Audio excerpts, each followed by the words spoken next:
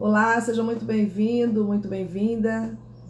Quero te agradecer por tua presença aqui e dizer que é muito importante estar com você, principalmente para a aquisição de novos conhecimentos, poder saber mais sobre o que Deus tem para nós. E hoje nós vamos começar a leitura do livro Os Quatro Compromissos. Olá, Eliette, seja muito bem-vinda. Chegou bem na hora, tá? A gente está começando agora a leitura dos Quatro Compromissos. É um livro escrito por Dom Miguel Ruiz, que ele fala sobre uma doutrina, né? Fala sobre os toltecas. Então nós vamos conhecer mais sobre os toltecas, ok? Então fique à vontade entre nós, que Deus te abençoe e que a gente possa ter entendimento e clareza sobre qual é o conteúdo que o autor quer nos passar. Vamos aprender um pouco mais sobre isso. Se você quiser entrar na sala com a gente, você pode acessar a bio. Lá na bio do meu Instagram tem o link para que você possa acessar direto o Zoom.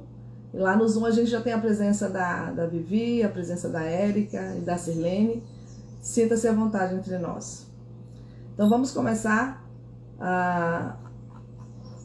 O livro ele tem alguns agradecimentos. Logo em seguida ele fala sobre quem são os toltecas.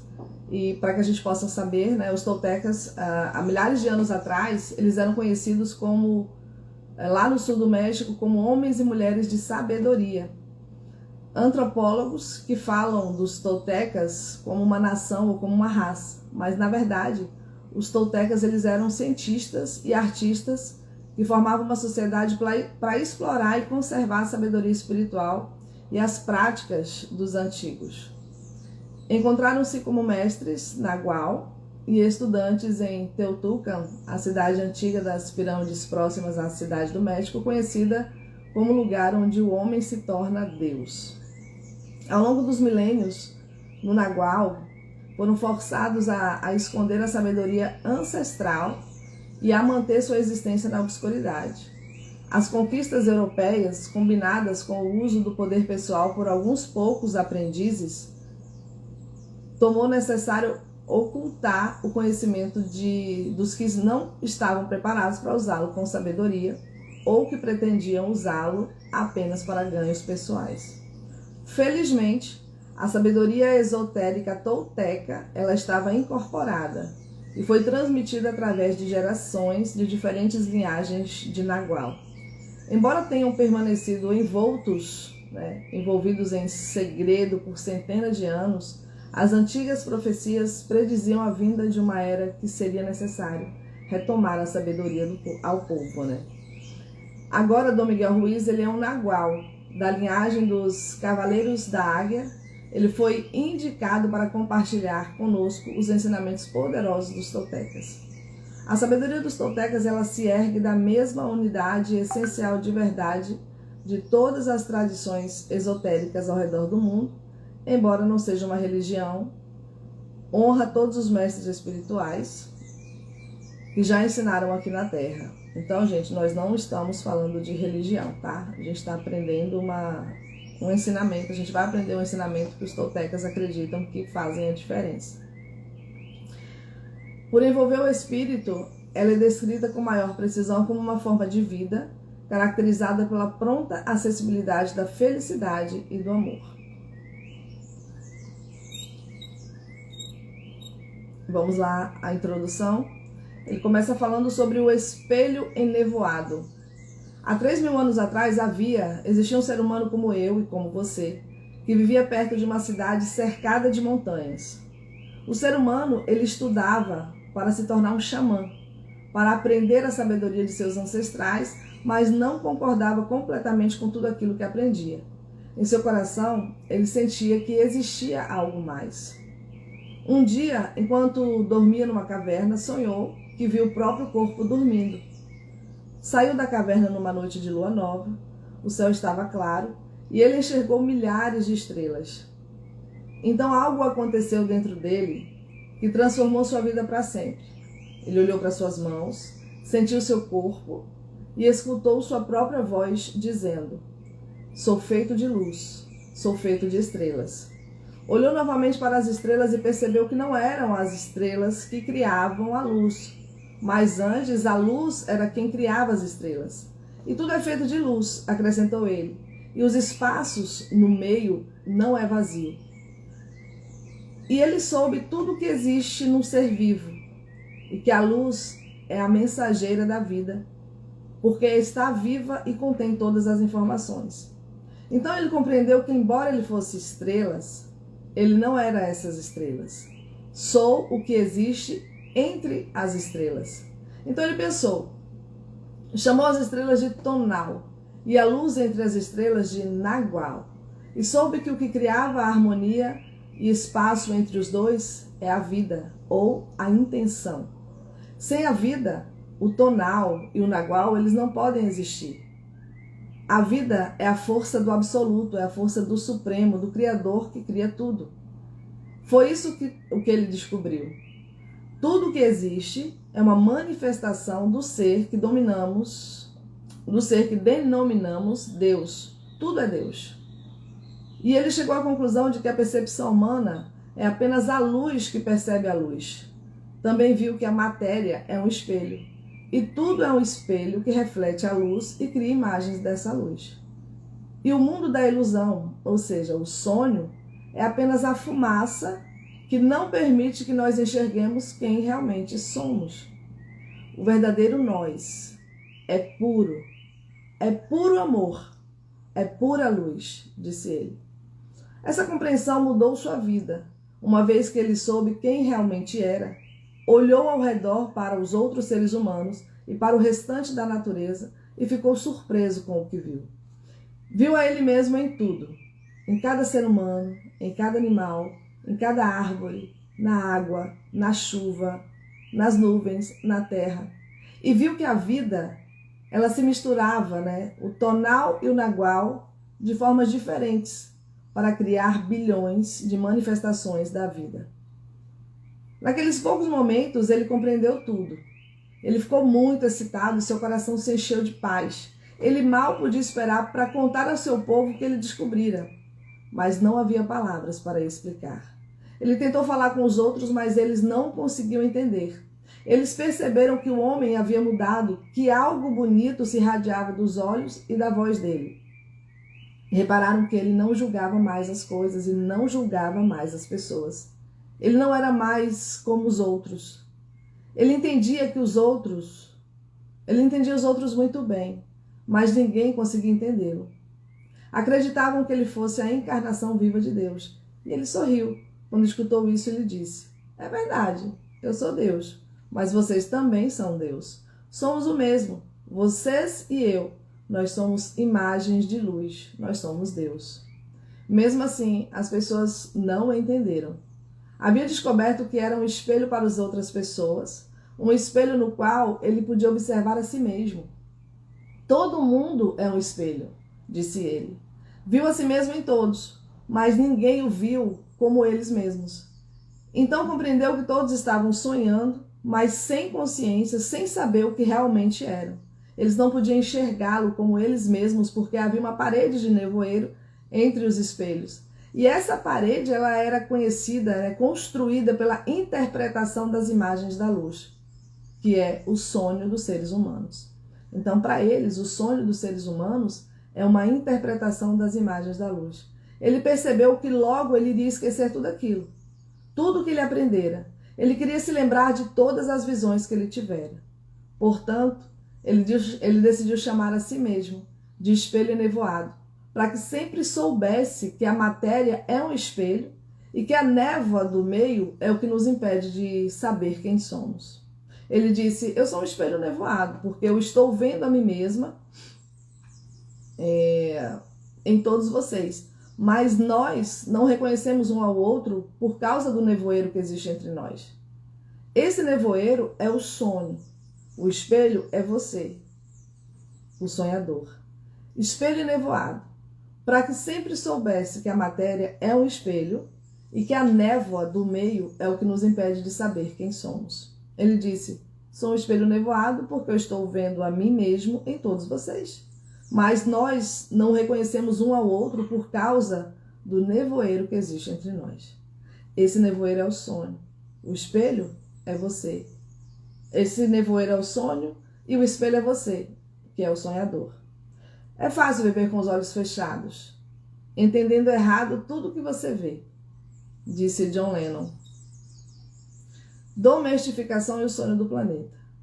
O que você está vendo e ouvindo nesse momento não passa de um sonho. Você está sonhando nesse exato momento. Está sonhando com o cérebro acordado. Sonhar é a principal função da mente. E os sonhos da mente eles duram 24 horas por dia. Sonhamos quando o cérebro está acordado e também sonhamos quando o cérebro está adormecido. A diferença é que quando o cérebro está acordado, existe uma moldura material que nos faz perceber as coisas de forma linear. Quando vamos dormir, não temos essa moldura e o sonho possui a tendência de mudar constantemente. Os seres humanos, eles não estão sonhando o tempo todo. Antes que nós nascêssemos, o que anteriormente a nós criaram um grande sonho externo, que denominamos sonho da sociedade, que é o sonho do planeta, o sonho do planeta. O sonho do planeta é um sonho coletivo de bilhões de sonhos pessoais menores que juntos formam o sonho da família, o sonho da comunidade, o sonho de uma cidade, o sonho de um país e, finalmente, o sonho de toda a humanidade. O sonho do planeta ele inclui todas as regras da sociedade, inclui as suas crenças, as suas leis, suas religiões, suas diferentes culturas e suas formas de ser, seus governantes, escolas, eventos sociais, até mesmo os feriados. Nós nascemos com a capacidade de aprender como sonhar, e os seres humanos que viveram antes de nós nos ensinaram a sonhar da forma que a sociedade sonha. O sonho exterior adormecido. A diferença é que quando o cérebro está acordado, existe uma moldura material que nos faz perceber as coisas de forma linear. E quando nós vamos dormir, nós não temos essa moldura. E o sonho ele possui a tendência de mudar constantemente.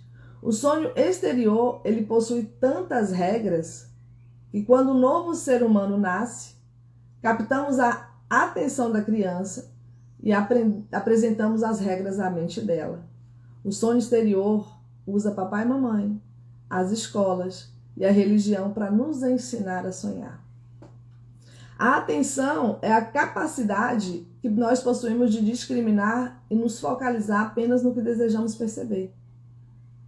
Nós podemos perceber milhares de coisas ao mesmo tempo, mas, usando nossa atenção, nós podemos segurar qualquer delas no primeiro plano de nossa mente. Os adultos ao redor de nós capturam nossa atenção e colocaram informações em nossas mentes mediante a repetição. Essa é a forma pela qual nós aprendemos tudo o que sabemos. Em outras palavras, gente, ele está falando aqui sobre hábito. Ó. Os adultos ao redor de nós capturam nossa atenção e colocaram informações em nossas mentes mediante a repetição. Essa é a forma pela qual nós aprendemos tudo o que sabemos. Entre parênteses, hábito. Utilizando nossa atenção, nós aprendemos uma realidade inteira, um sonho inteiro. Nós aprendemos como nos comportar em sociedade, em quem acreditar, em quem não acreditar, o que é bom, o que é mal, o que é bonito, o que é feio, o que é certo, o que é errado. Tudo já estava lá. Todo esse conhecimento, todas as regras e conceitos sobre como se comportar no mundo, a bem da verdade, já estavam no mundo quando nós chegamos no mundo. E quando você estava na escola, sentava-se numa cadeira pequena e colocava sua atenção naquilo que o professor estava ensinando. Quando você ia à igreja, colocava sua atenção naquilo que o padre e o pastor dizia. É a mesma dinâmica com pais e mães, irmãos e irmãs. Todos tentam capturar sua atenção. Nós aprendemos também a capturar as atenções de outros seres humanos e desenvolvemos certa necessidade de atenção que pode se tornar extremamente competitiva. As crianças, elas competem para ter a atenção dos pais, dos professores e dos amigos. Olha para mim. Veja o que eu estou fazendo. Eu estou aqui. A necessidade de atenção ela se torna muito forte e contínua pela vida adulta. O sonho exterior captura nossa atenção e nos ensina em quem acreditar, começando com a linguagem que nós utilizamos. A linguagem é o código para o entendimento e a comunicação entre os seres humanos. Cada letra, cada palavra, em cada linguagem é um acordo. Nós chamamos isso de página de um livro. A palavra mágica é um acordo que entendemos. Uma vez que compreenda o código, ou seja, nossa atenção ela é capturada e a energia ela é transferida de uma pessoa para outra. Não foi sua escolha falar português. Você não escolheu sua religião e seus valores morais. Eles já existiam antes mesmo de você nascer. Nunca tivemos a oportunidade de escolher em quem acreditar ou não acreditar. Nunca escolhemos nem ao menos o menor desses acordos. Não escolhemos nem ao menos o nosso próprio nome.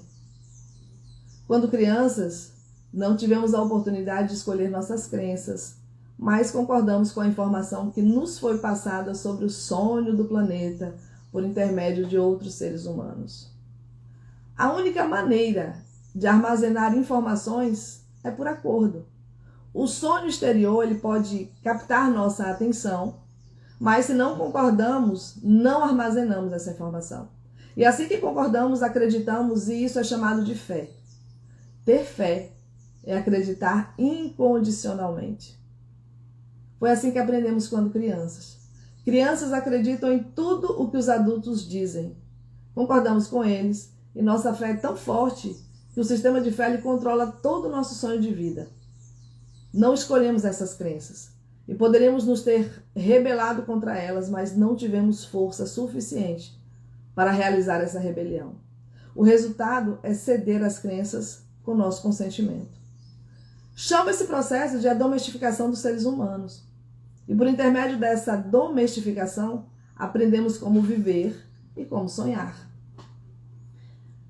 Na domesticação dos seres humanos, a informação do sonho exterior ela é conduzida para o sonho interior, criando o nosso sistema de crenças.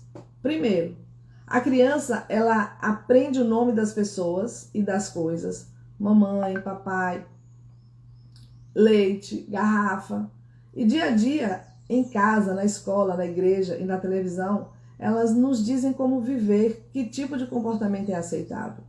O sonho exterior nos ensina a ser um ser humano melhor. Temos um conceito completo sobre o que é uma mulher e o que é um homem.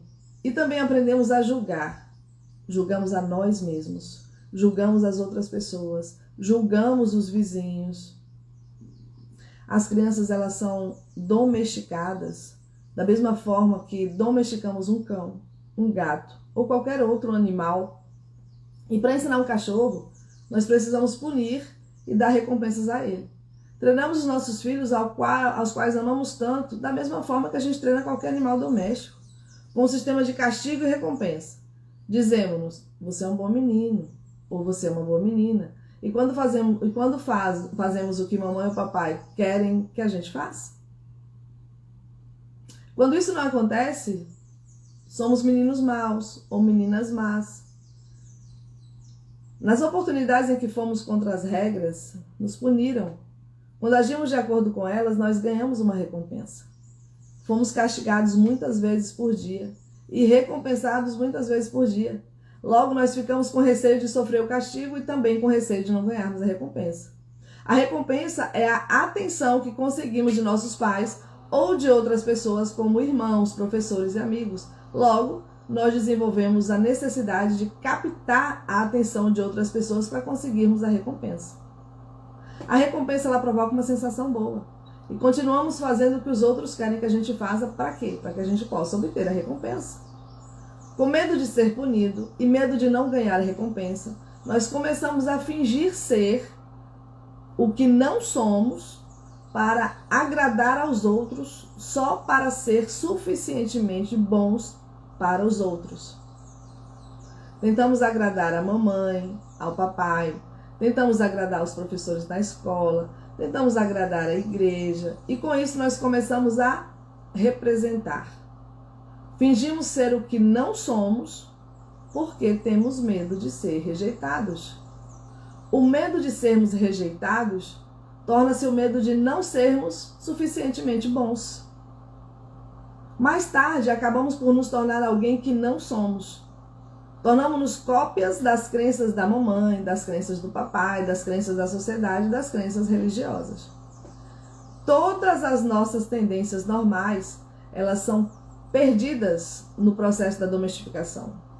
E quando nós somos grandes o suficiente para que nossa mente compreenda, aprendemos a palavra não. Os adultos dizem, não faça isso, não faça aquilo. Nós nos rebelamos e dizemos não. Rebelamos-nos porque estamos defendendo a nossa liberdade. Nós queremos ser nós mesmos, mas somos pouco. E os adultos são grandes e fortes.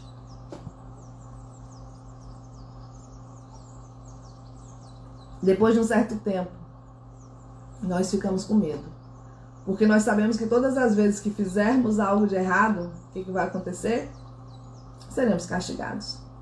Então a domesticação ela é tão forte que num determinado ponto de nossa vida, nós não precisamos mais que ninguém nos domestique. Nós não precisamos da mamãe, não vamos precisar do papai, da escola ou da igreja para nos domesticar. Nós somos tão bem treinados que passamos a ser nosso próprio treinador. Somos um animal autodomesticado. Agora nós podemos domesticar a nós mesmos de acordo com a mesma crença e no sistema que nos forneceram, usando as mesmas técnicas e punições. As mesmas técnicas de punições e de recompensa. Nós punimos a nós mesmos quando não seguimos as regras de acordo com o nosso sistema de crenças. Recompensamos a nós mesmos quando somos bonzinhos ou boazinhas. O sistema de crenças é como o livro da lei que regula a nossa mente. Sem questionar o que estiver escrito no livro da lei, é nossa verdade. Nós baseamos todos os nossos julgamentos segundo o livro da lei. Mesmo que esses julgamentos e que essas opiniões venham contra a nossa própria natureza. Mesmo leis morais, como os 10 mandamentos, são programados em nossa mente no processo de domesticação. Um a um, todos esses compromissos eles passam a constar no livro da lei. E esses compromissos eles regem o nosso sonho. Existe algo em nossa mente que julga tudo e julga todos, incluindo o tempo, o cão, o gato, tudo. O juiz interno ele usa o que está escrito no livro da lei para julgar o que fazemos e o que não fazemos, o que pensamos e o que deixamos de pensar. Mas tudo o que sentimos e deixamos de sentir, tudo vive sob a tirania desse juiz. Todas as vezes que nós fazemos alguma coisa que vai contra o livro da lei, o juiz diz que nós somos culpados, que nós precisamos ser punidos e que nós deveríamos nos envergonhar. Isso acontece muitas vezes por dia, dia após dia, ao longo de todos os anos em que nós vivemos. Existe outra parte de nós que recebe os julgamentos e essa parte se chama a vítima. A vítima carrega a culpa, carrega a responsabilidade e carrega a vergonha. É a parte de nós que diz, coitado de mim, eu não sou bom o suficiente, eu não sou inteligente o suficiente, eu não sou atraente, eu não sou digno de amor, pobre de mim. O grande juiz, ele concorda e diz, sim, você não é bom o suficiente. E tudo isso é baseado no sistema de crenças que nós não chegamos a escolher. Essas crenças elas são tão fortes que mesmo anos mais tarde, depois que nós somos expostos a novos conceitos e nós tentamos tomar nossas próprias decisões, nós descobrimos que essas crenças ainda controlam nossas vidas. O que quer que vá contra o livro da lei irá fazer você experimentar uma sensação estranha no plexo solar que é chamado medo. Quebrar as regras do livro da lei abre seus ferimentos emocionais e sua reação cria um veneno emocional. Porque tudo que está escrito no livro da lei tem de ser verdade. Qualquer coisa que desafie aquilo em que você acredita irá produzir uma sensação de insegurança. Mesmo que o livro da lei esteja errado, ele faz com que você se sinta seguro. É por isso que nós precisamos de um bocado de coragem para desafiar as nossas próprias crenças. Ainda que saibamos não haver escolhido nenhuma dessas crenças, também é verdade que nós terminamos por concordar com todas elas. E a concordância ela é tão forte que mesmo que a gente entenda o conceito de que não são nossas verdades, nós sentimos culpa e a vergonha que ocorrem se formos contra essas regras. Assim como o governo possui o livro de leis que regula o sonho da sociedade, o nosso sistema de crenças ele possui o livro da lei que regula o nosso sonho pessoal. E todas essas leis existem em nossa mente, acreditamos nelas, e o juiz dentro de nós baseia tudo nessas regras. O juiz decreta e a vítima sofre a culpa e o castigo. Mas quem disse que existe justiça nesse sonho? A verdadeira justiça é pagar uma vez por cada erro. A injustiça verdadeira é pagar mais de uma vez por cada erro. E quantas vezes nós pagamos por um erro? A resposta é milhares de vezes. O ser humano ele é o único animal da Terra que paga milhares de vezes pelo mesmo erro. O resto dos animais ele paga apenas uma vez pelo erro cometido, mas nós não. Nós temos uma memória poderosa. Cometemos um erro, julgamos a nós mesmos, descobrimos que somos culpados e castigamos a nós mesmos.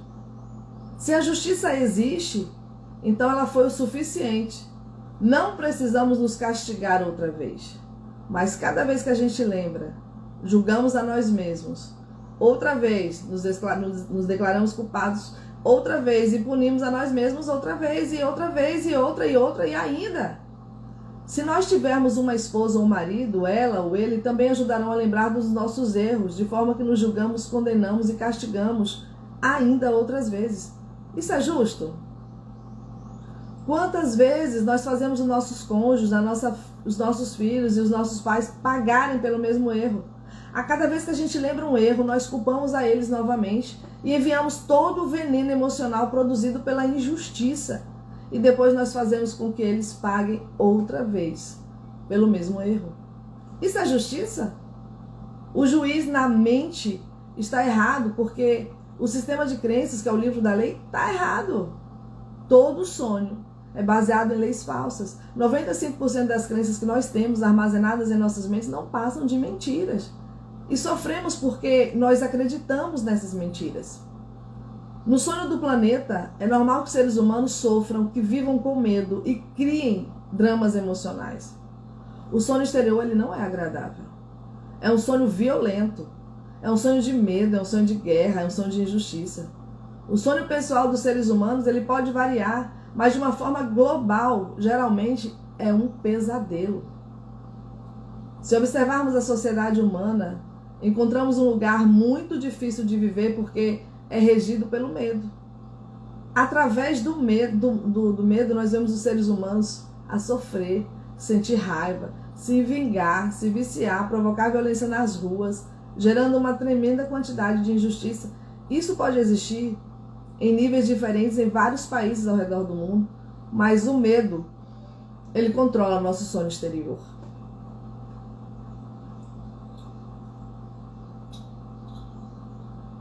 Se compararmos o sonho da sociedade humana com uma descrição do inferno fornecida por quase todas as religiões do mundo, descobrimos que são a mesma coisa. As religiões dizem que o inferno é um local de punição, de medo, de dor, de sofrimento. Um lugar onde o fogo queima a gente. O fogo é gerado por emoções que vêm do medo. Sempre que sentimos raiva, ciúmes, inveja ou ódio, experimentamos um tipo de fogo queimando em nosso interior. Nós estamos vivendo um sonho do inferno. Se você considera o inferno um estado de espírito, então ele se encontra ao nosso redor. Os outros podem nos prevenir de que se não fizermos o que eles dizem que devemos fazer, vai para o inferno. Más notícias. Já estamos no inferno, incluindo as pessoas que nos dizem isso. Nenhum ser humano pode condenar o outro ao inferno, porque nós já estamos nele. É verdade que outros podem nos colocar no inferno ainda mais profundo, mas apenas se nós permitirmos que isso aconteça. Cada ser humano possui seu sonho pessoal, e assim como o sonho da sociedade geralmente é regido pelo medo. Aprendemos a sonhar o inferno em nossa própria vida, em nosso sonho pessoal. Os mesmos medos se manifestam de formas diferentes para cada pessoa. Claro, mas experimentamos a raiva, o ciúme, o ódio, a inveja e outras emoções negativas. E o nosso sonho pessoal, ele também pode se tornar um pesadelo constante, onde sofremos e vivemos um estado de medo. Porém, nós não temos a necessidade de sonhar um pesadelo. É possível fabricar um sonho agradável. Toda a humanidade, ela busca a verdade, a justiça. A humanidade, ela busca beleza.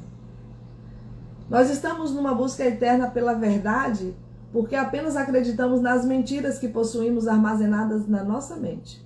Nós estamos procurando justiça por meio do sistema de crenças que adotamos. Não existe justiça. Nós procuramos pela beleza porque não importa quão bela é uma pessoa, não acreditamos que essa pessoa tenha beleza. Continuamos procurando sem parar. E quando tudo já está em nosso interior, não existe verdade a encontrar. Sempre que nós voltamos nossas cabeças, o que vemos é a verdade. Mas com os compromissos e crenças que nós temos na mente, nós não temos olhos para enxergar essa verdade. Não enxergamos essa verdade porque somos cegos. O que nos cega são as crenças falsas que temos em nossas mentes.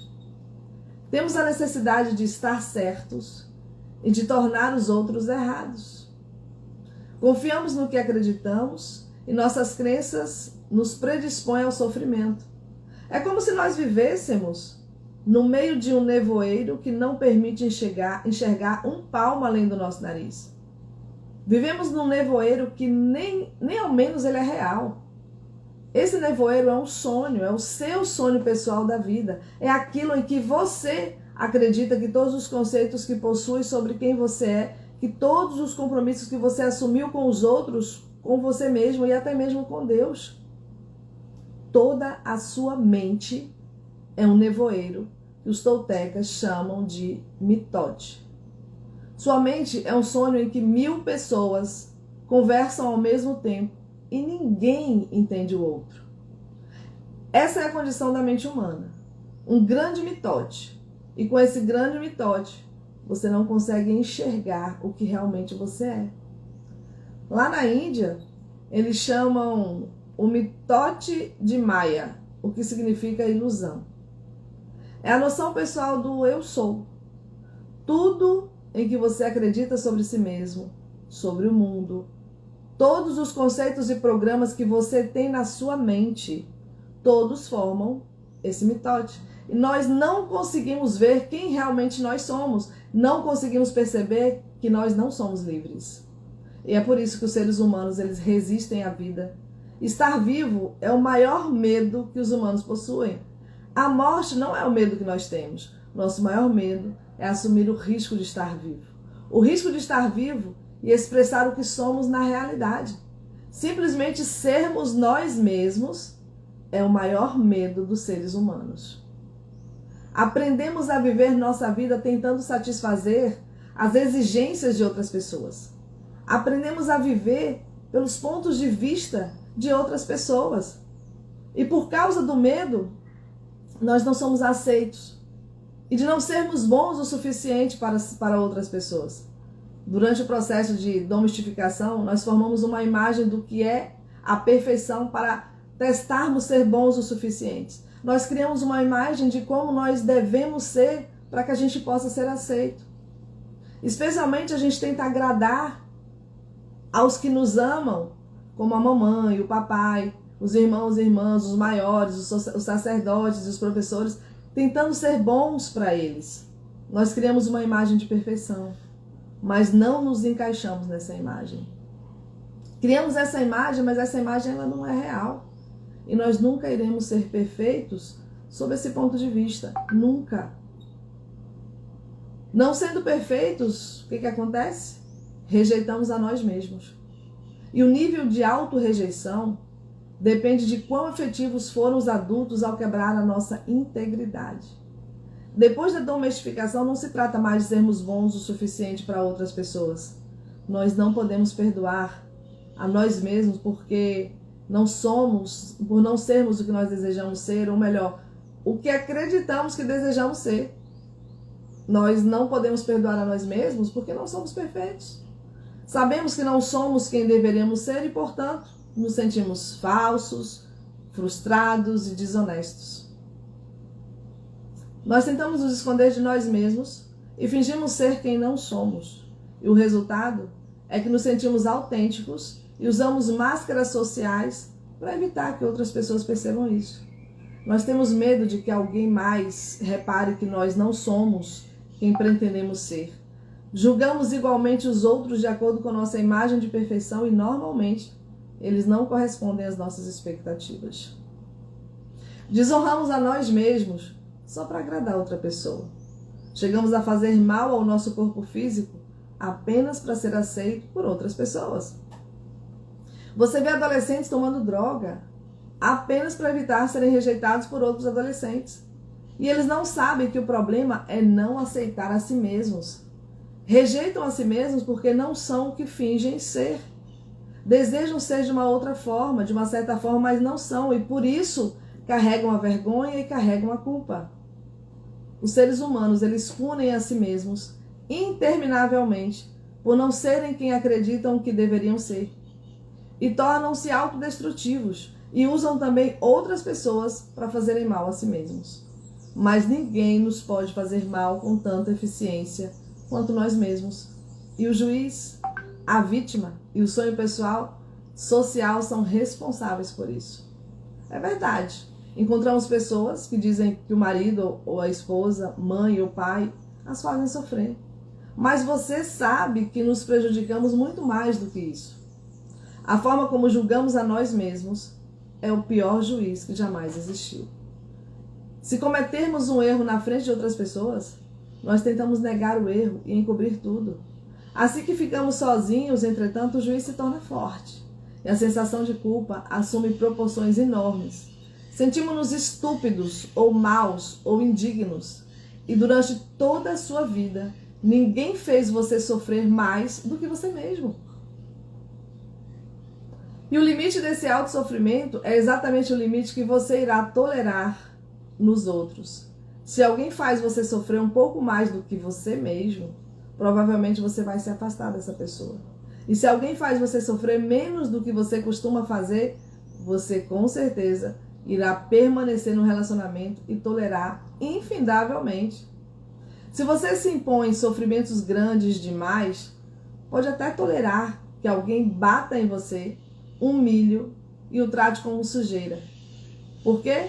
Porque em seu sistema de crenças diz: eu mereço. Essa pessoa está me fazendo um favor por estar comigo. Então eu não sou digno de amor e respeito. Eu não sou bom o suficiente. Nós temos necessidade de ser aceitos e de ser amados por outros, mas não podemos aceitar e amar a nós mesmos. Quanto mais gostarmos de nós mesmos, menos iremos experimentar o autossofrimento. O autossofrimento, ele vem da autorrejeição. E a autorrejeição vem de ter uma imagem sobre o que significa ser perfeito e não atingir nunca esse ideal. Nossa imagem de perfeição é o motivo pelo qual rejeitamos a nós mesmos. E é por isso que não aceitamos a nós mesmos da maneira que nós somos e não aceitamos as outras da forma que elas são. Uau! Prelúdio de um sonho. Existem centenas de compromissos que você firmou consigo mesmo, com outras pessoas e com seu sonho de vida, com Deus, com a sociedade, com seus pais, compromisso com seu cônjuge, com seu filho. Mas os compromissos mais importantes são os que você faz consigo mesmo. Nesses compromissos você diz a si mesmo quem você é, como você se sente, no que você acredita e como se comportar. O resultado é o que você chama de sua personalidade. Nesses compromissos você diz: isso é o que sou. Isso é aquilo em que eu acredito. Posso fazer certas coisas e outras coisas eu não posso. Essa é a realidade. Aquela é fantasia. Isso é possível, aquilo é impossível. Um único compromisso ele não representa tanto problema, mas temos muitos compromissos que nos fazem sofrer, que nos fazem fracassar na vida. E se você quer viver uma vida de alegria, de realização, é preciso encontrar a coragem de quebrar esses compromissos que são baseados no medo, baseados em reclamar o seu poder pessoal. Os compromissos que vêm do medo, eles exigem que nós gastemos um bocado de energia, mas os compromissos que derivam, que surgem do amor, eles nos ajudam a conservar essa energia e ainda ganhar uma energia extra. Cada um de nós nasce com uma determinada quantidade de poder pessoal que nós podemos reconstruir a cada dia depois que descansarmos. Infelizmente, nós gastamos todo o nosso poder pessoal em primeiro lugar para criar esses compromissos e depois mantê-los. Nosso poder pessoal é dissipado por todos os compromissos que criamos. E o resultado é que nos sentimos sem poder. Temos poder suficiente para sobreviver a cada dia, porque a maior parte ele é usado para manter os compromissos que nos atrelam ao sonho do planeta. Como podemos mudar todo o sonho de nossa vida quando não temos poder para mudar nem sequer o menor compromisso? Como? Se conseguirmos perceber que são os compromissos que nos regulam a vida e não gostamos do sonho da nossa vida, nós precisamos alterar os compromissos. Quando finalmente estivermos prontos para mudar esses compromissos, existem 4 acordos poderosos que nos ajudarão a quebrar aqueles acordos que vêm do medo e que acabam drenando toda a nossa energia.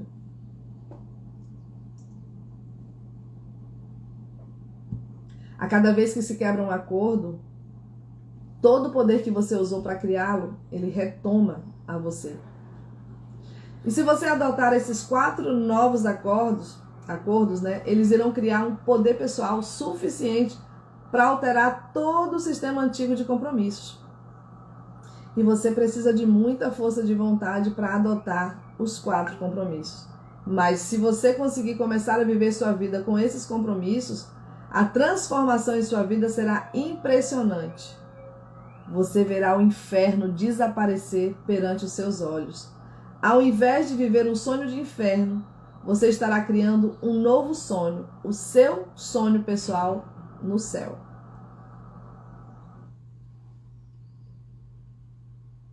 Quem é que está curioso aí para conhecer os 4 compromissos? Bora! Depois de uma introdução dessa, céu e inferno, o espelho nevoado, o quanto a gente julga a nós mesmos. E quando nós somos julgados por outra pessoa, a gente até tolera, se for na mesma proporção de que a gente se julga. Se for mais que isso, a gente acaba condenando a pessoa, excluindo a nossa vida. E a gente tem a oportunidade agora de conhecer que acordos são esses que a gente pode fazer conosco para que a gente tenha mais alegria, mais felicidade, mais paz de espírito. Então vamos lá. Primeiro compromisso. Seja impecável com sua palavra. Oi, alguém falou alguma coisa aí? Não falei nada não. Então vamos lá. Não. O primeiro compromisso ele tem a ver, seja impecável com a sua palavra. O primeiro compromisso ele é o mais importante, ele também é o mais difícil de se cumprir. Ele é tão importante que apenas com esse compromisso você será capaz de transcender ao nível de existência que eu chamo de céu na terra. O primeiro compromisso é ser impecável com sua palavra. Parece simples, mas é extremamente poderoso.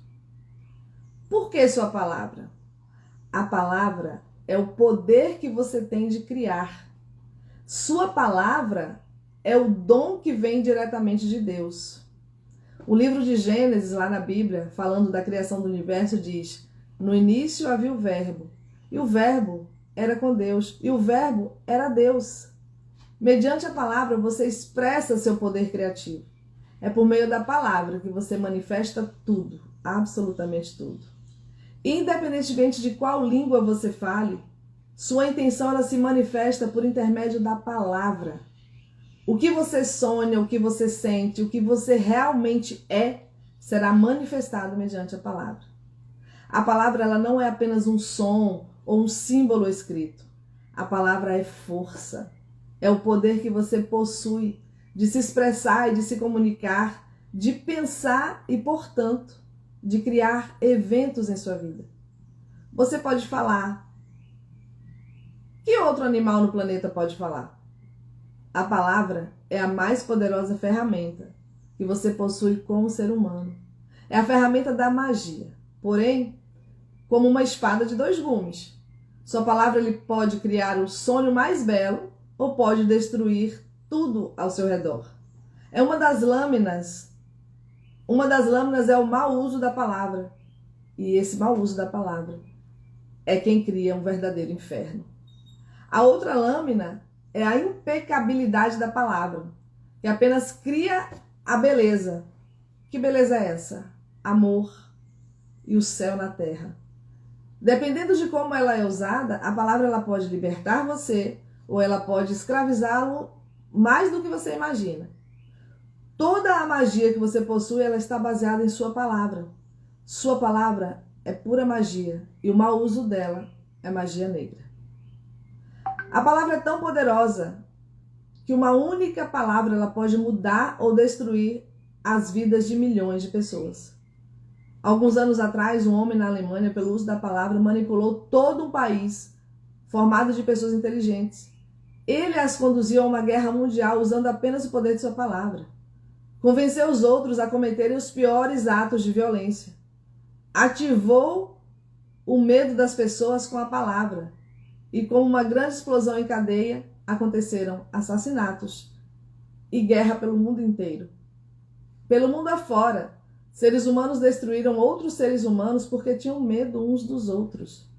A palavra de Hitler, baseada em crenças e compromissos gerados pelo medo, será lembrada por muitos séculos. A mente humana é como um terreno fértil, onde sementes estão sendo plantadas continuamente. As sementes elas são opiniões, ideias e conceitos. Você planta uma semente e a mente humana ela é tão fértil. O único problema é que frequentemente também é fértil para as sementes para as quais é preparada. O que é importante saber é saber qual é o tipo de semente na nossa mente que é fértil. E então nós precisamos prepará-la, para receber as sementes do amor. Nós vamos tomar o exemplo de Hitler. Ele enviou todas aquelas sementes de medo e elas germinaram e conseguiram provocar destruição em massa. Percebendo o enorme poder da palavra, nós precisamos compreender que tipo de poder sai de nossas bocas. Um temor ou dúvida plantados em nossas mentes pode gerar um drama infinito de eventos. A palavra é como um encantamento e os seres humanos eles usam a palavra como feiticeiros, colocando impensadamente encantamentos uns nos outros. Cada ser humano ele é um mágico e nós podemos colocar alguém sob encantamento com nossas palavras ou libertar alguém de um encantamento. Nós lançamos encantamento a todo instante com nossas opiniões. E um exemplo, vejo um amigo e lhe dou uma opinião que acabou de passar por minha mente. Eu digo, eu estou vendo no teu rosto que aquela cor dos que vão ter câncer. Se ele me ouviu e concordar, ele irá desenvolver câncer em menos de um ano. Esse é o poder da palavra. Durante nossa domesticação, nossos pais e irmãos deram suas opiniões sobre nós sem ao menos pensar. Acreditamos nessas opiniões e vivemos com medo dessas opiniões, como não ser bom em natação, ou no esporte, ou em escrever. Alguém dá a sua opinião e diz, veja, aquela menina é feia. A menina escuta e ela acredita que ela é feia. Então ela cresce com a ideia de que ela é feia. E não importa quão bonita ela seja. Enquanto mantiver esse compromisso consigo mesma, ela vai acreditar que ela é feia. Esse é o encantamento que a atinge. Ao captar nossa atenção, a palavra ela pode entrar em nossa mente e alterar todo um conceito para melhor ou pior. Outro exemplo, você pode acreditar que é estúpido. E por ter acreditado nisso, até onde vai a sua lembrança? Esse compromisso ele pode ser capcioso, levando você a fazer muitas coisas para provar que você é estúpido. E você pode dizer a si mesmo, gostaria de ser esperto, mas eu devo ser estúpido ou não teria feito aquilo. A mente, ela vai em centenas de direções diferentes e poderíamos passar dias tendo a atenção atraída apenas pela crença em sua própria estupidez. Então um dia alguém prende sua atenção e usando a palavra diz que você não é estúpido, que você acredita no que aquela pessoa está dizendo e daí você faz um novo compromisso. E como resultado disso, você não se sente nem age mais como um estúpido. Um encantamento inteiro ele é quebrado apenas pelos poderes do mundo. E de forma análoga, se você acredita ser estúpido e alguém prende a sua atenção e diz é verdade, você é a pessoa mais estúpida que eu já conheci. O acordo ele será reforçado e vai se tornar ainda mais forte. Agora nós vamos examinar o significado da palavra impecabilidade. Impecabilidade quer dizer sem pecado. Impecável vem do latim peccato, que significa pecado. O prefixo in é igual a sem, portanto, impecável é sem pecado. As religiões elas falam sobre pecado, sobre pecadores, mas nós vamos compreender o que realmente significa pecar. Um pecado é uma coisa que você faz e que vai contra você mesmo.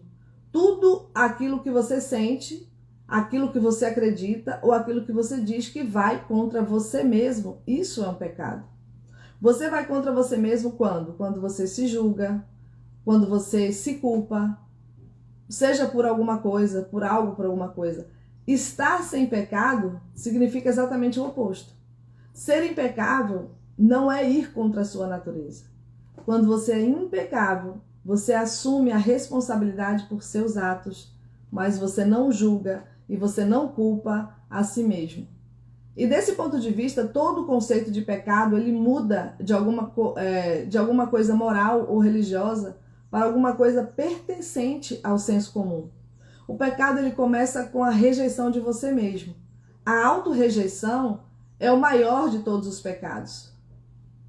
É aquele pecado que assim, é o maior de todos que você pode cometer. E em termos religiosos, a autorrejeição ele é um pecado mortal, que leva até a morte.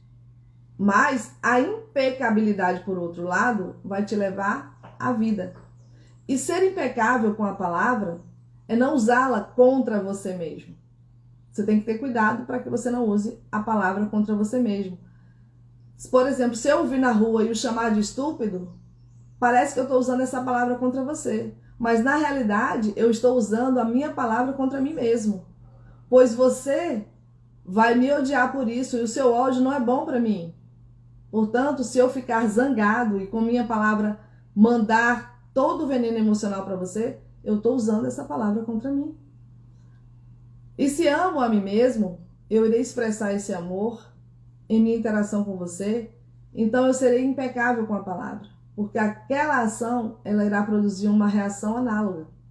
Se eu amo você, então você irá se amar, irá me amar. Se eu te insultar, você vai me insultar. Se eu demonstrar gratidão por você, você terá gratidão por mim. Se eu for egoísta com você, você será egoísta comigo. Se eu usar a palavra para colocar um encantamento em você, você também irá colocar um encantamento em mim. Ser impecável com a própria palavra é o emprego correto de sua energia. Significa usar a sua energia na direção da verdade e do amor por você mesmo. Se você fizer um compromisso com você mesmo de ser impecável com sua palavra, com apenas essa intenção, a verdade ela vai se manifestar por seu intermédio e vai limpar todo o veneno emocional que existe no seu interior. Mas firmar esse compromisso é difícil porque nós aprendemos a fazer exatamente o oposto. Nós temos aprendido a mentir como hábito de comunicação com outras pessoas que achamos que serem mais importantes. E principalmente conosco, nós não somos conosco muitas vezes impecáveis com a nossa palavra. O poder da palavra, ele é usado de forma completamente errada lá no inferno. Nós usamos a palavra para amaldiçoar, para culpar, encontrar remorso, destruir. É claro que nós podemos usar no sentido correto, mas não com muita frequência. Na maior parte do tempo nós usamos a palavra para espalhar o nosso veneno pessoal, para expressar raiva, ciúme, inveja e ódio. A palavra é magia pura. O presente mais poderoso que nós temos como seres humanos e a usamos contra nós mesmos. planejamos vingança, criamos o caos no mundo, usamos a palavra para criar ódio entre raças diferentes, entre pessoas diferentes, entre famílias, entre nações. Fazemos mau uso da palavra com muita frequência. E esse mau uso é nossa forma de criar e perpetuar o sonho do inferno. O mau uso da palavra é como empurramos uns aos outros para baixo e nos mantemos em estado de medo e de dúvida. Os mantemos em estado de medo e dúvida. Como a palavra é mágica, é a mágica que os seres humanos possuem, e o mau uso da palavra é a magia negra, nós estamos o tempo todo usando magia negra sem saber que nossa palavra ela produz magia. Havia uma mulher, por exemplo, que ela era inteligente, ela tinha um ótimo coração. Ela possuía uma filha a quem adorava e amava muito. Uma noite, ela voltou para casa depois de um dia no trabalho, cansada, cheia de tensão emocional e com uma terrível dor de cabeça. Ela queria paz e sossego, mas sua filha estava cantando e pulando alegremente. A filha estava inconsciente de como a mãe se sentia. Encontrava-se em seu próprio mundo e em seu próprio sonho. A menina ela se sentia maravilhosa, saltava e cantava cada vez mais alto, expressando sua alegria e seu amor. Cantava tão alto que piorava a dor de cabeça de sua mãe, e num determinado momento a mãe perdeu o controle, irritada, olhou para a menina e disse: "Cala a boca! Você tem uma voz horrível! Não pode ficar quieta!" A verdade é que naquele momento, a tolerância da mãe para qualquer coisa era nula, mas a filha acreditou no que a mãe disse e naquele instante fez um compromisso consigo mesma. Depois disso ela não cantou mais, porque acreditava que a própria voz era feia e iria incomodar qualquer um que a ouvisse. Mostrou-se tímida na escola e quando lhe pediam que cantasse, ela recusava. Até mesmo falar com os outros se tornou difícil para ela. Tudo mudou nessa menina por causa do novo comportamento. Ela acreditava dever suprimir suas emoções para ser aceita e amada. Sempre que escutamos uma opinião e acreditamos nela, nós fazemos um compromisso que se torna parte do nosso sistema de crenças. Essa menina ela cresceu e, embora ela tivesse uma bela voz, ela jamais cantou outra vez. Ela desenvolveu um complexo a partir de um encantamento. Esse encantamento foi lançado sobre ela pela pessoa que ela mais amava, a própria mãe. Sua mãe nem reparou no que gerou com suas palavras. Ela não reparou que usou magia negra para encantar a sua própria filha. Ela não sabia o poder da sua palavra e, portanto, ela não podia ser culpada. Fez o que a própria mãe ou pai e outros educadores fizeram com ela, de várias formas, com o mau uso inconsciente da palavra. E quantas vezes nós fazemos isso com os nossos próprios filhos? Nós damos a eles esse tipo de opinião e daí os nossos filhos carregarão essa magia negra por anos a fio. As pessoas que nos amam fazem magia negra conosco, mas não se dão conta disso. E é por isso que nós precisamos perdoá-las, porque elas não sabem o que fizeram. Um outro exemplo, você acorda de manhã sentindo-se muito feliz. Sente-se tão bem que permanece por 1 ou 2 horas em frente ao espelho, se embelezando. Bem, um de seus melhores amigos diz: "O que aconteceu com você? Você está horrível. Olha só esse vestido que está usando. É ridículo." Pronto.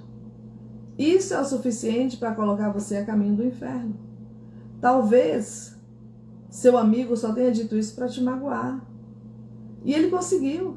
Emitiu uma opinião com todo o poder da palavra dele como apoio. E se você aceita a opinião, ela se torna um compromisso e você coloca todo o seu poder nessa opinião.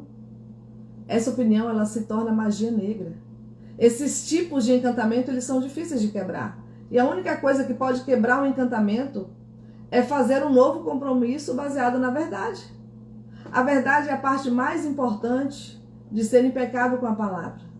Por outro lado, o lado do fio da espada, por outro lado do fio estão as mentiras, que criam magia negra. E do outro estão a verdade, que possui o poder de quebrar o encantamento da magia negra. Apenas a verdade é que pode nos libertar. Observando as reações diárias dos seres humanos, imagine quantas vezes atiramos encantamento uns aos outros com a nossa palavra. E com o tempo, essa interação ela vai se tornando a pior forma de magia negra e a chamamos de mexerico, a chamamos de fofoca. Fofocar é praticar magia negra em seu pior aspecto, porque é puro veneno. Aprendemos como fofocar afirmando um compromisso. Quando éramos crianças, escutávamos os adultos ao nosso redor mexericando o tempo todo, dando abertamente sua opinião sobre outras pessoas. Eles chegavam até emitir opiniões sobre pessoas que não conheciam.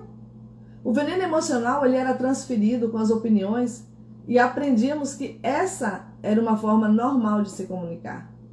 Mexericar tornou-se a forma principal de comunicação na sociedade humana. Tornou-se a forma de nos aproximar uns dos outros porque nos faz sentir melhor ao ver que os outros se sentem tão mal quanto nós. Isso existe, é uma antiga expressão de dizer a miséria gosta de companhia. E as pessoas que sofrem no inferno, elas não querem ficar sozinhas. O medo e o sofrimento são uma parte importante do drama do planeta. São a maneira do sonho do planeta nos mantermos abaixados.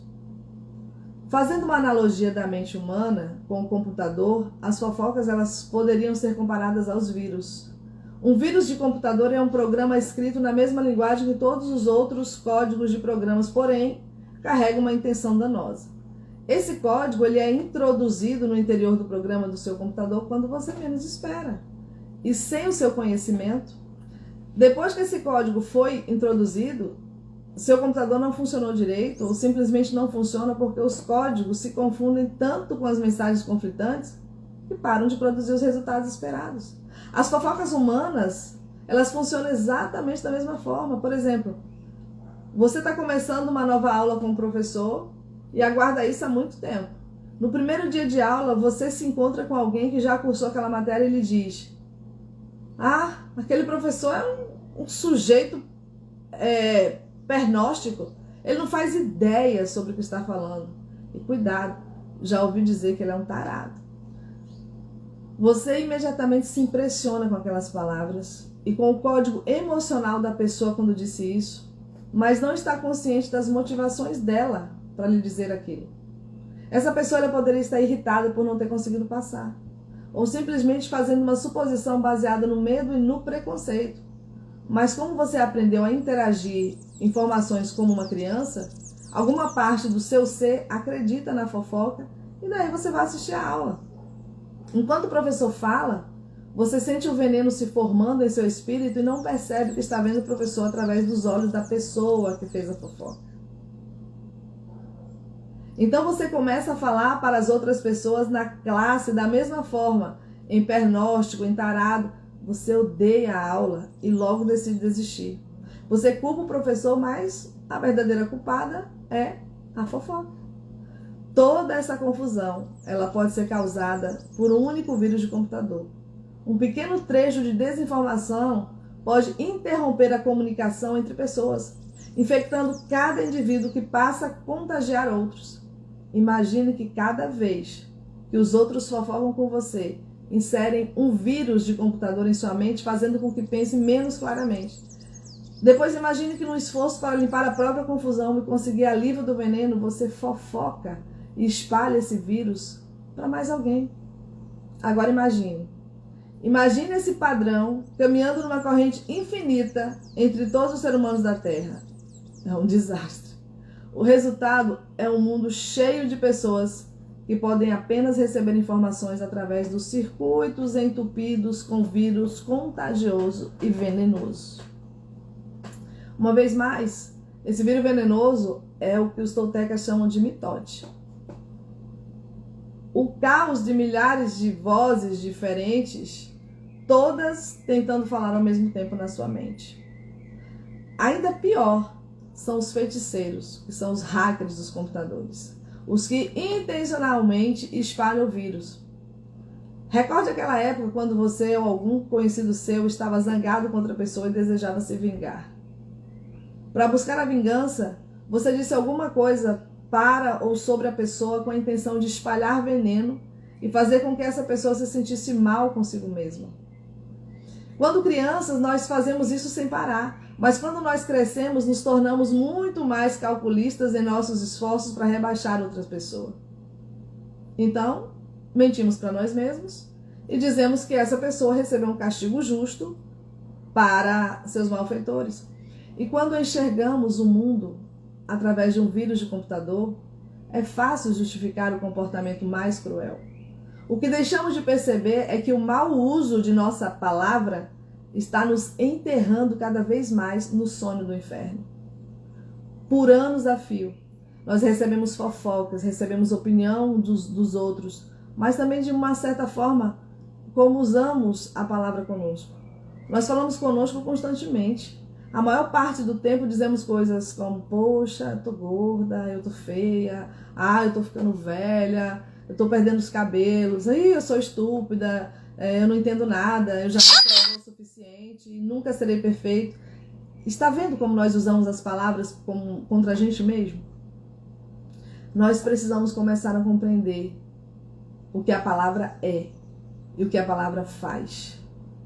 Se você compreender o primeiro compromisso, ser impecável com sua palavra, você começa a perceber todas as mudanças que podem acontecer em sua vida. Primeiro, na forma como você lida consigo mesmo. E depois, na forma como você lida com outras pessoas, especialmente aquelas a quem você ama mais. Considere quantas vezes você mexericou sobre a pessoa que você ama, simplesmente para conquistar o apoio de outros para o seu ponto de vista. Quantas vezes você capturou a atenção, a atenção dos outros, espalhou veneno sobre quem mais ama, a fim de tornar a sua posição correta. A sua opinião não é nada além do seu ponto de vista. Não é necessariamente verdade. A sua opinião, ela deriva, ela provém de suas crenças, ela vem do teu ego e do seu próprio sonho. Nós criamos todo esse veneno e os espalhamos para outras pessoas de uma forma que nós possamos imaginar, que a gente possa imaginar certo em nosso ponto de vista. É como se a gente estivesse certo do nosso ponto de vista. Mas se nós adotamos o primeiro acordo e nos tornamos impecáveis em relação à nossa palavra, qualquer veneno emocional será limpo da nossa mente e de toda comunicação em nossos relacionamentos pessoais, incluindo nosso animal de estimação, cão ou gato. A impecabilidade no mundo, ela também vai conferir imunidade em relação a alguém colocando um encantamento em você. Você apenas vai receber a ideia negativa se a sua mente for um terreno fértil para essa ideia. Mas quando você se torna impecável em relação à sua palavra, a sua mente não mais se constitui um terreno fértil para as palavras que formam a magia negra. Ao invés disso, é um terreno fértil para as palavras que venham do amor. E daí você pode medir a impecabilidade de sua palavra pelo nível de amor próprio. Quando você ama a si mesmo e como você se sente consigo mesmo, são diretamente proporcionais à qualidade e integridade de sua palavra. Quando você é impecável com sua palavra, sente-se bem, sente-se feliz e sente-se em paz. E você pode transcender o sonho do inferno apenas firmando o compromisso de ser impecável com sua palavra. E nesse instante eu estou plantando essa semente na sua cabeça. Se ela vai ou não crescer, depende de quão fértil a sua mente é para a semente do amor. E cabe a você firmar esse compromisso com você mesmo. Sou impecável com a minha palavra. Cuide dessa semente. E à medida que ela germinar em sua mente, ela irá gerar mais sementes de amor para substituir as sementes de ódio. E esse primeiro compromisso, ele irá mudar o tipo de sementes que brotam na sua mente. Ser impecável com a própria palavra, este é o primeiro compromisso que você deve fazer se você quiser ser livre, se você quiser ser feliz, se você quiser transcender a um nível de existência que é o inferno. Use a palavra para espalhar amor. Use magia branca, começando com você mesmo. Diga a você quão maravilhoso você é, o quão grande você é. Diga a si mesmo como você gosta de você. Use as palavras para quebrar todos os pequenos compromissos que te fazem sofrer. É possível. É possível porque eu fiz e não sou melhor do que você. Não, nós não somos exatamente a mesma coisa. Nós temos o mesmo tipo de cérebro e o mesmo tipo de corpo. Nós somos humanos. Se eu fui capaz de quebrar esses compromissos e criar os novos compromissos, então você também pode fazer a mesma coisa. Se eu posso ser impecável com minha palavra, por que você não pode? Apenas esse compromisso pode mudar toda a sua vida. A impecabilidade da palavra, ela pode levar à liberdade pessoal, ao sucesso e à abundância. Pode facilitar dissolver todo o medo e transformá-lo em alegria e transformá-lo em amor. Imagina só o que você pode criar com a impecabilidade da palavra. Com a impecabilidade da palavra, você pode transcender o sonho do medo e viver uma vida diferente. Você pode viver no céu, no meio de milhares de pessoas que vivem no inferno, porque você é imune a esse inferno. Você pode atingir o reino do céu apenas com esse compromisso. Seja impecável com sua palavra. Uau! E aí, minhas lindas? O que vocês acharam disso? Apenas com esse compromisso você pode viver no céu em meio ao inferno. Ela falou que essa Sebastião, chama ela. Quanto conteúdo maravilhoso, né? A gente acabou de ver. Quem está comigo aqui no Instagram, sejam muito bem-vindos. Gratidão por estar nesse momento ouvindo. Nós estamos fazendo a leitura do livro Os 4 Compromissos, de Dom Miguel Ruiz. É um guia prático sobre liberdade pessoal. Fala um pouco sobre quem são os toltecas, que eram conhecidos, né, como homens e mulheres de sabedoria. E a gente está buscando um pouco mais de sabedoria a cada dia. Todos os dias a gente vem buscando um pouco mais de sabedoria. E aqui, dentre esses 4 compromissos, nós acabamos de falar sobre o primeiro compromisso, que é ser impecável com sua palavra, que já trouxe uma clareza gigante, pelo menos para mim. Eu já tinha lido esse livro há algum tempo, mas quanto mais você lê, você vê algo diferente, algo que passou despercebido. E é bem interessante você olhar para essa impecabilidade da palavra e você perceber como ele mesmo finaliza. Olha, você pode viver no céu mesmo estando no inferno. Porque quantas vezes nós recebemos palavras de afronta, palavras que se você não tiver o cuidado, aquele veneno, né, aquela palavra mal colocada, muitas vezes entra no seu coração e acaba germinando. Mas se você estiver ali entendendo que o que a pessoa está falando é algo que tem a ver com a opinião dela, que tem a ver com as crenças dela, que não tem a ver com você, você simplesmente vai se fechar. O teu solo não vai estar fértil para esse tipo de, como ele coloca, magia negra, né? Para esse tipo de palavra que ao invés de espalhar amor, acaba espalhando o ódio. Mas se você já tem o conhecimento sobre a impecabilidade da palavra, você já sabe que nem tudo você pode aceitar, nem todas as opiniões são reais, são verdadeiras. E quando você busca aquilo que realmente faz sentido para você, depende de você aceitar ou não determinadas sementes. Você que está no Instagram, a gente tem outro time de pessoas aqui no Zoom, onde a gente também compartilha, e no Zoom eu consigo compartilhar a tela com o texto, e daí você pode acompanhar a leitura, aí você pode acompanhar lendo junto comigo todo o texto do livro. Lá na bio do Instagram tem o endereço, o link para que você possa acessar, e todos os dias 4h29 da manhã nós estamos aqui, ok? Para você que está no Instagram, eu vou finalizar, eu vou dar continuidade aqui no Zoom. Se você quiser vir participar desse bate-papo aqui no Zoom, vem para cá agora, acessa lá o link e entra aqui conosco, tudo bem? Um beijo no seu coração, gratidão, e amanhã a gente está junto novamente, tá? Valeu, tchau!